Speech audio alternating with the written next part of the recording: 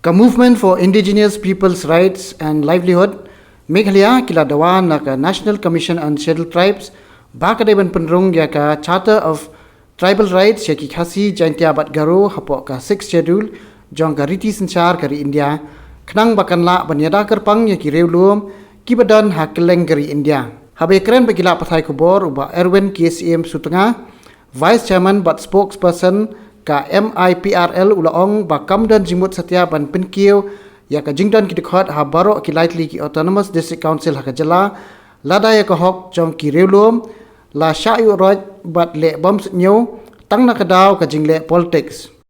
Nalor kini ulaong ba kumba kalong menta ka jala kalamat ya ki jing'e bat jingkerdu hadien ba ka jala kala syakhang ban ti dewyong ti syap ti motion bat kiwi ki mar pok khandau tang na kadaw ba kamdan ka an hapo ka 6th schedule ka ban yada kerpang yaki pat riulum.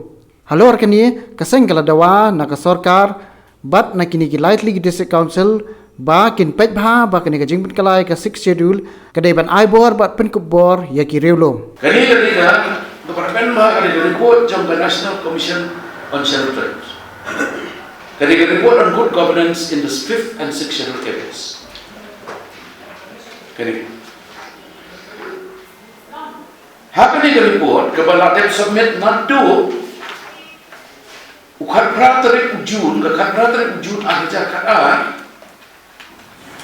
na sutna pa yetu ipi bakani commission kala ai recommendation ki ka tam bhag recommendation kham tam badi pantarsa ye ka Charter of Tribal Rights hapo section ka 5th but section right ni yang concern ni kabayane ni section but hamta ko mga sutna but hakani the report jong ka National Commission on Scheduled Tribes na sutna ba ni pi kalong ba kilaong ba ni yung tribal kirulo ni tribal ni don ka halor hando siya tang na zero and hadu siya ko halor kimar po hando halor kimi GM halor klang patak kibalay hakari itu.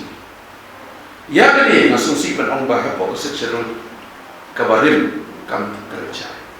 But ya kabaki propose mataban amendment kim kerja. Hanya yang buat kerja ni create the spirit. We are talking about the spirit of this report because there is a constitutional provision that this report has to be placed before Parliament. It has to be placed before the relevant state governments and right yadaka that has not been done. Therefore, in order for this recommendation not to be wasted and the efforts of the Commission should not go wasted, we are taking the spirit of the recommendation. As with us, you know that even the CRPC, the CPC is applied in spirit only. Here we are saying take the spirit, the good parts, the best practices that have been recommended here, whether international or national, and these should be incorporated into a Charter of Tribal Rights. Hamni ki ong kuno ki ong ba ya article 2 article kaban kabayade ka funding in state government but etc. in state government and amend ka ni ka funding dan one service councils. Ki bo ni ko jor mo ki akara hendra ki bo ko dia. Namar balik ka para ka propose amendment para 14 ka ban include ka 6 schedule pada ki persian ban aina ya executive power of union government can extend certainly this council areas. Hakani ka report kadang bunga jongga National Commission on Scheduled Tribes. Kadang ba governor ubri ban at kubu supervisor of central government. Henry kumno hamni ki pedian ya kata recommendation. Kat bayi kata Charter of Tribal Rights pada kiprian. Kimia keren. Apa exceptional kabakta ida tribal land itu